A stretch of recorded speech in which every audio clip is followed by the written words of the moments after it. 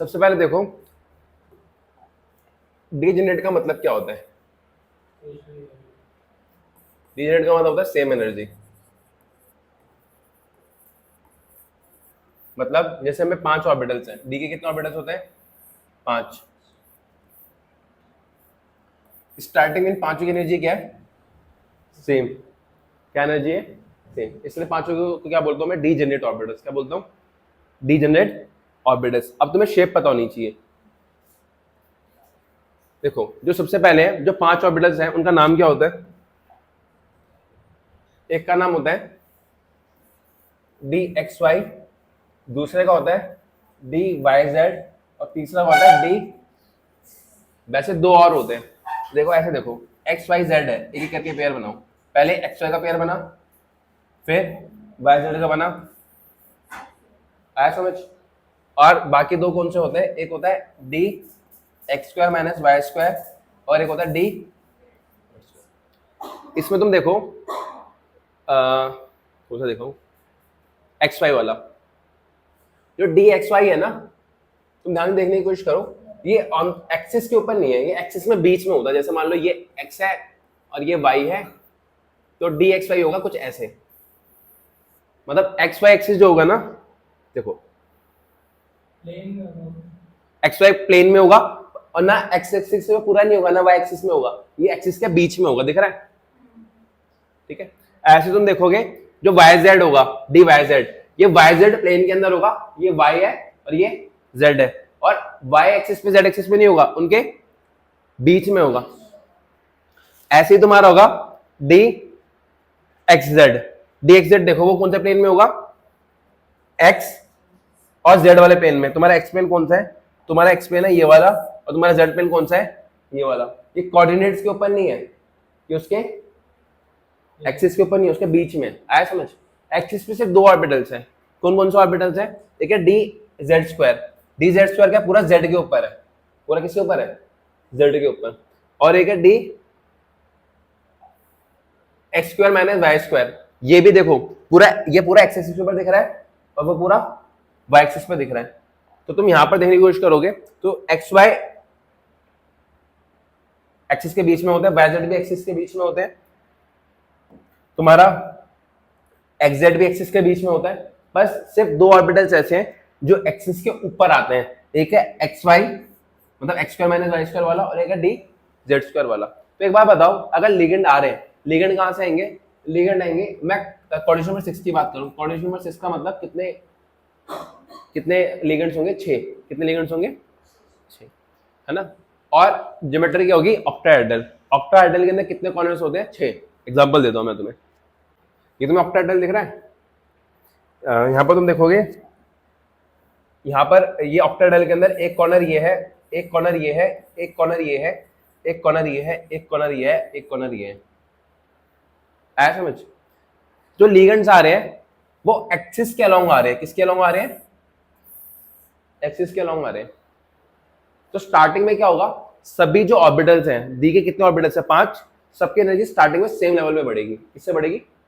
और एनर्जी बढ़ेगी क्यों? क्योंकि लिगेंड्स के पास क्या? Negative charge. और मेटल्स के पास आ रहे हैं, है ना, उसके पास भी क्या? Electron cloud. और इलेक्ट्रॉन इलेक्ट्रॉन के बीच में क्या होगा? रिपल्शन। और जब भी रिपल्शन होता है तो एनर्जी क्या होती है? इंक्रीज करती है। क्या करती है? इंक्रीज करती है। तो स्टार्टिंग में सबकी एनर्जी क्या हुई? सेम लेवल पे बढ़ी। किससे बढ़ी? सेम लेवल पे। बट उसके बाद क्या होगा? थोड़े टाइम बाद क्या होगा? थोड़े टाइम बाद क्या होगा? जब बहुत ज्यादा पास आ जाएंगे तो जो बिल्कुल एक्सिस के अलोंग होंगे, कौन से ऑर्बिटल्स एक्सिस के अलोंग है? एक डी जेड स्क्वायर वाला है, और एक एक्स स्क्वायर माइनस, वो एक्सिस के अलोंग है। क्या है? एक्सिस के अलोंग। तो में रिपल्शन क्या होगा? ज्यादा। बट जो एक्सिस के बीच में होंगे, उनके बीच में रिपल्शन क्या होगा? कम। क्योंकि लिगेंड्स किससे आ रहे हैं? लिगेंड्स आ रहे हैं बिल्कुल यहां से। तो यार जो एक्स स्क्वायर माइनस या एक्स वाई वाला है वो तो कुछ ऐसे है, सीधा रिपल्शन होना होगा। और जो जेड स्क्वायर वाला है वो तो बिल्कुल सीधा सामने ही है। ठीक है, बिल्कुल सामने आ रहा है, तो इसमें रिपल्शन क्या होगा? ज्यादा होगा। तो किसकी एनर्जी बढ़ जाएगी? ज्यादा। डी जेड स्क्वायर और d x square minus y square की एनर्जी क्या होगी? थोड़ी सी बढ़ जाएगी। और जो तुम्हारा बाकी तीन है उनकी एनर्जी थोड़ी सी डिक्रीज कर जाएगी। आया समझ में क्या बोलना चाह रहा हूं? मैं ये बोलना चाह रहा हूं कि स्टार्टिंग में क्या होता है बेटा? देखो स्टार्टिंग में क्या हुआ? जो डी ऑर्बिटल्स थे, तुम्हारे पास डी ऑर्बिटल्स कितने थे बेटा? तुम्हारे पास 5 डी ऑर्बिटल्स थे, ठीक है। स्टार्टिंग में जब हुआ तो सबकी एनर्जी इक्वल लेवल पे बढ़ी, अभी भी डीजनरेट है, बट और ज्यादा रिपल्शन हुआ तो क्या हुआ? स्प्लिटिंग हो गई ऑर्बिटल्स की एनर्जी की।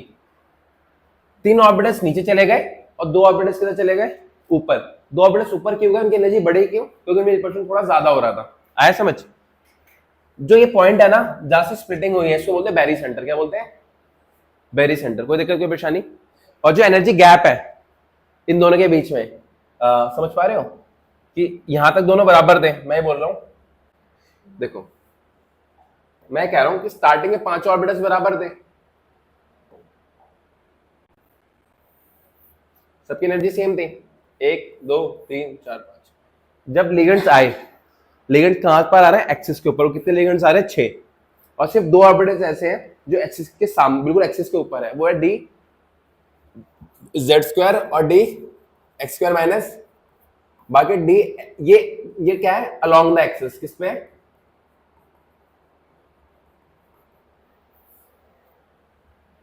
ठीक है। और d x y, d y z और डी एक्स जेड, ये क्या है? Between the axis, in between the axis. आया समझ?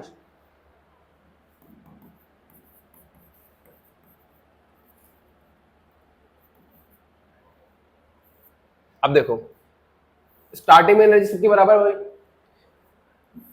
अभी भी क्या ये पांचों सेम लेवल पे, पर जब जरूरत से ज्यादा पास आ गए तो इनमें क्या हो गई? स्प्लिटिंग हो गई। क्या हो गई? स्प्लिटिंग। किसकी एनर्जी ज्यादा बढ़ गई?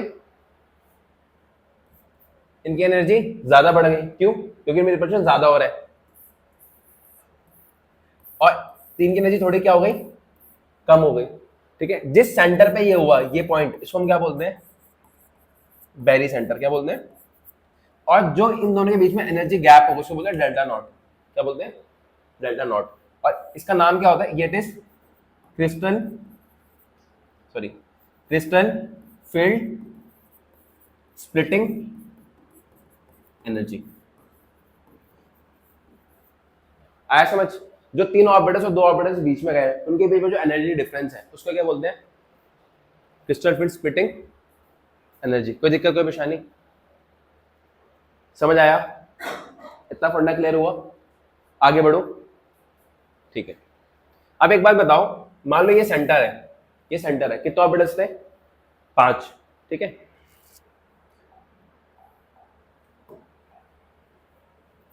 ध्यान से समझने की कोशिश करना। टोटल ऑर्बिटल्स है 5। यहां पर भी टोटल ऑर्बिटल्स कितने हैं? मतलब टोटल ऑर्बिटल्स स्टार्टिंग में कितने थे? 5। अब क्या करना है?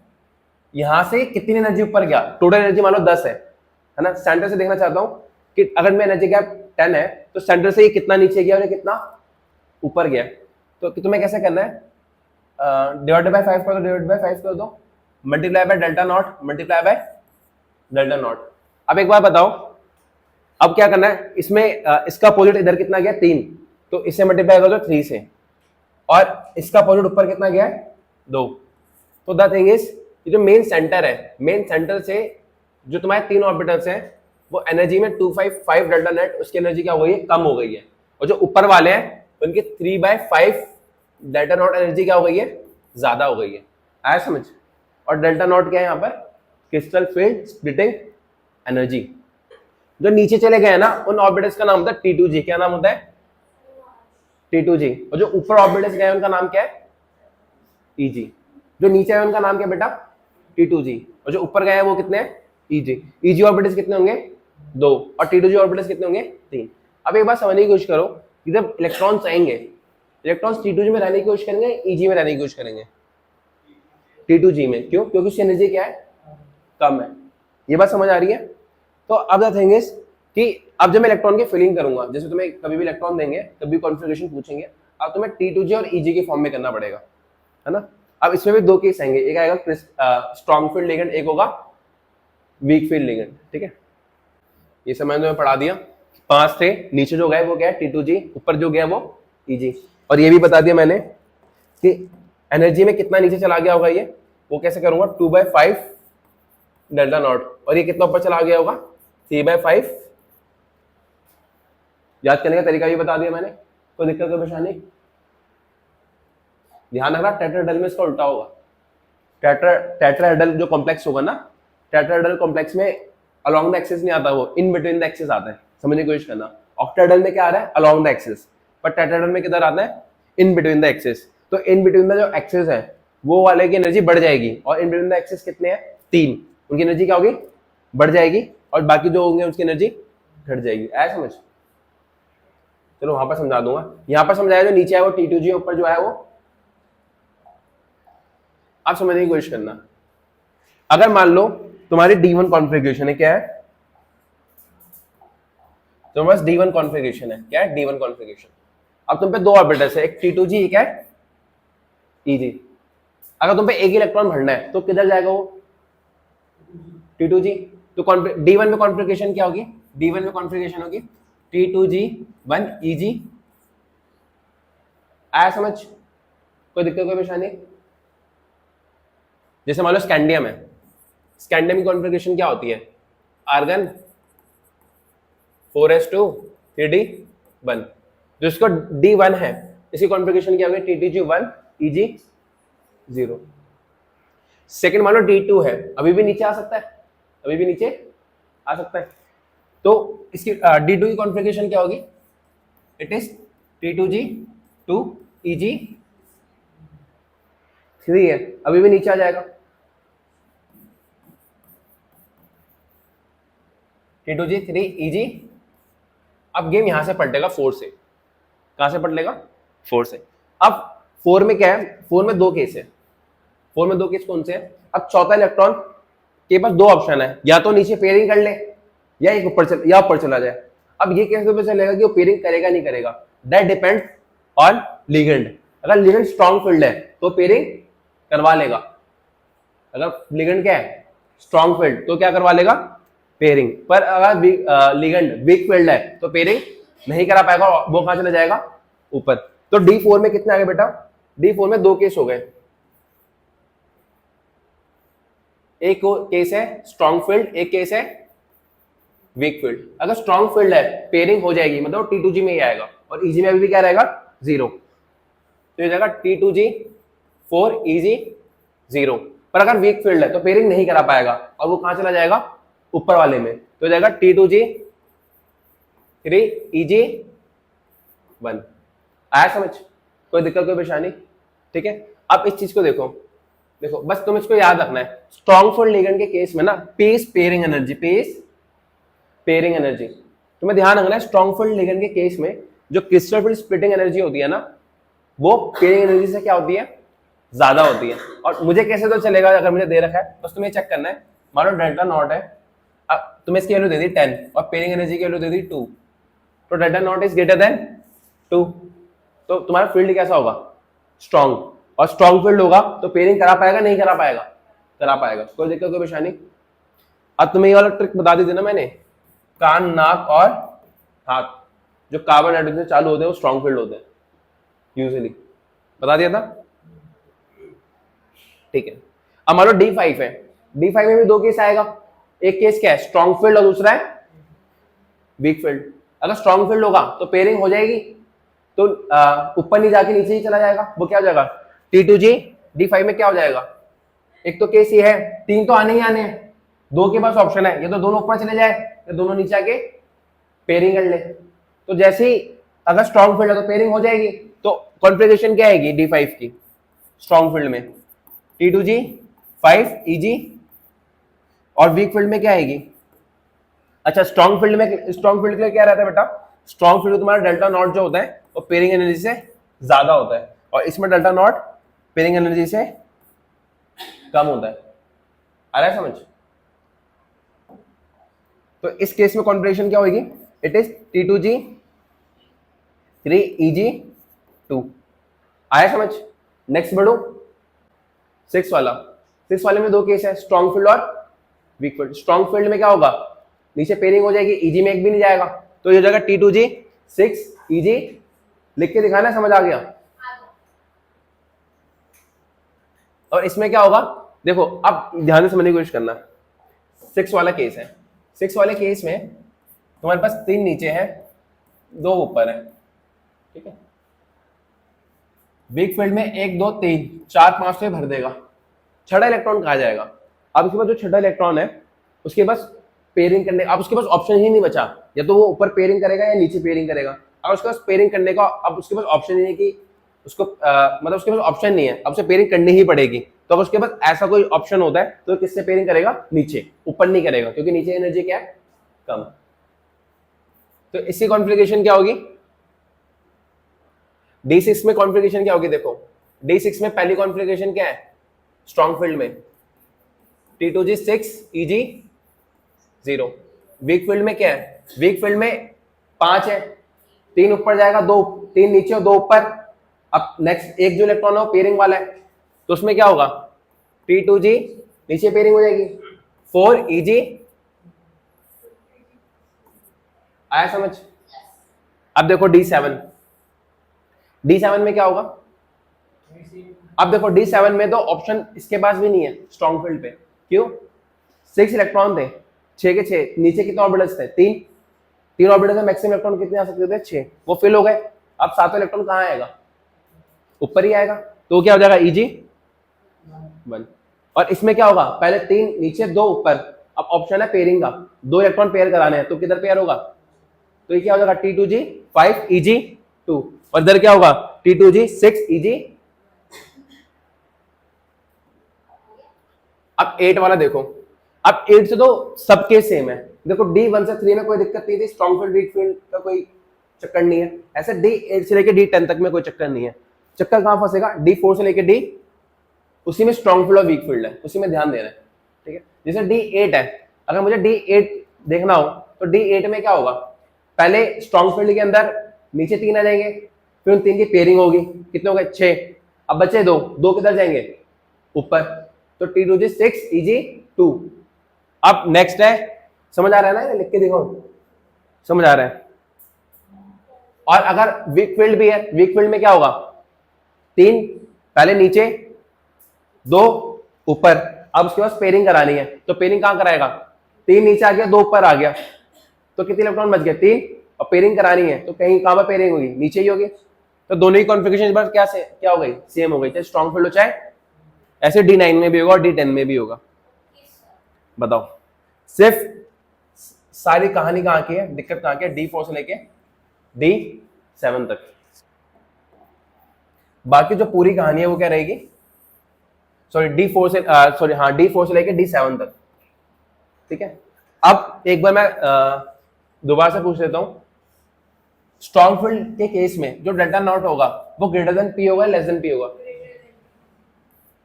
और वीक फील्ड में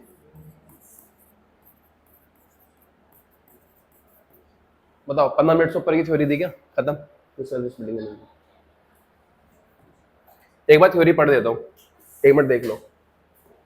इसमें क्या है, CFT is an electrostatic model, electrostatic क्यों, क्योंकि ये लिगेंड को एज अ चार्ज ट्रीट करेगा, which consider the metal ligand bond to be ionic arising purely from electrostatic attraction। Electrostatic interaction समझ रहे हो ना, चार्जेस के बीच में जो इंटरेक्शन होता है ना, between the metal and the ligand। ligands are treated as point charges in case of anions or dipoles in case of neutral molecules, ठीक है। अब under the influence of 6 ligands, degeneracy of d orbitals has been removed due to ligand